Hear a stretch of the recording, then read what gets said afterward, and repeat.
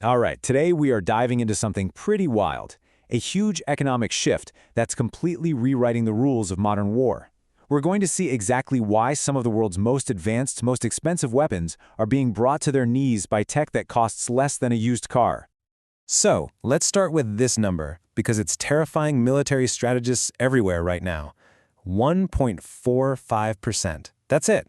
That's all the territory Russia has managed to gain in over 2 years of brutal, high-intensity combat, even after suffering an absolutely insane number of casualties. The cost in lives is staggering, but the financial cost? Well, that's revealing an even deeper crisis. And it's created this situation that can only be described as economic suicide. You see, the real war isn't just being fought out on the battlefield, it's being fought in the checkbook. The price of defense for traditional military powers has become so unsustainable that it risks bankrupting them from the inside long before the enemy ever could. And this, right here, is the core of what we're unpacking today, the drone budget paradox. It's this mathematical death spiral where the most advanced militaries on Earth are literally being bled dry by incredibly cheap, mass-produced weapons. For, like, the better part of a century, Western military thinking was built on one simple, unwavering belief: that high-tech quality would always beat low-tech quantity. That superior technology would always triumph over just sheer numbers. It was the absolute bedrock of defense spending and strategy. So, what happens when that 20th century idea smacks headfirst into a brutal 21st century reality? Well, that core assumption isn't just being challenged anymore. It's turning into a financial catastrophe. Let's really look at the numbers here. Okay, so, get this. The crucial point is right here. On one side, you've got a Patriot interceptor missile. It cost about $3 million. And it was designed to shoot down things like fighter jets and ballistic missiles. You know, really high-value, expensive targets. And on the other side, you've got a Shahed-type drone. It can cost as little as 50 grand. So you're forced to use a weapon designed for a fighter jet to stop what is basically a glorified lawnmower with a bomb strapped to it. And the problem isn't just one drone, it's thousands of them. When you're facing swarms of these things, the math just becomes absolutely brutal. Defending against a single night's attack could literally bankrupt a medium-sized country in a few months. It is completely, fundamentally unsustainable. So let me ask you this. Put yourself in the commander's seat for a second. You see a wave of cheap drones lighting up your radar. How many times are you going to fire a $3 million shot before you realize you're losing the economic war, even if you happen to win that one little battle? It's an impossible choice. Now this paradox, it isn't just happening in the skies. It has radically transformed ground combat too. It's empowering a single soldier with a kind of destructive power that once required an entire air force. I mean, just think about this for a second. During World War II, a big bombing raid meant massive aircraft, hundreds of crew, this huge logistical tail. Today, you can get similar lethality with one soldier in a dugout flying a $400 first-person view or FVP drone. The whole scale of it has been completely flipped on its head. And that's the insane asymmetry in action. A tiny, $400 plastic and silicon device can fly across the battlefield and just completely annihilate a $3 million main battle tank. Russia's massive armored fleets are being dismantled by what is basically hobbyist-grade technology. This has created something that soldiers on the ground are now calling the zone of death. And it's not a line on a map anymore. It's this deep, 15 to 25-mile corridor where anything that moves, day or night, is being watched by cheap, persistent drones. There is just nowhere to hide.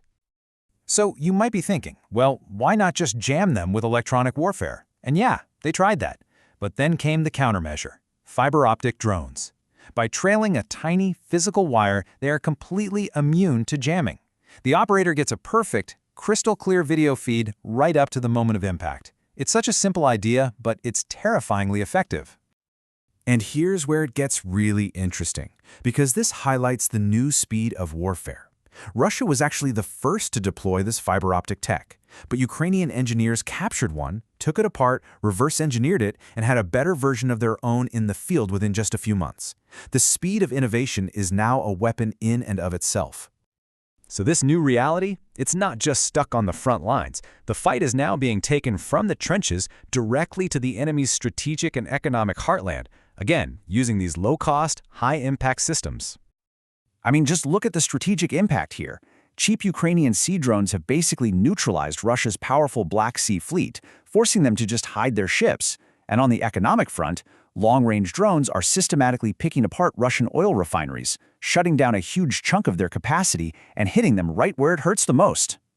And this chart right here, this shows you exactly why those refinery strikes are so devastating. Oil and gas revenue makes up a massive 30% of Russia's entire national budget. It's the fuel that powers their war machine. So if the drones can stop the flow of oil, they can, in effect, stop the war. It is economic warfare perfected.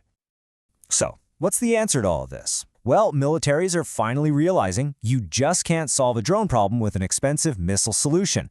You have to fight fire with fire. The solution isn't in bigger explosions, but in smarter, faster, and way, way cheaper innovation.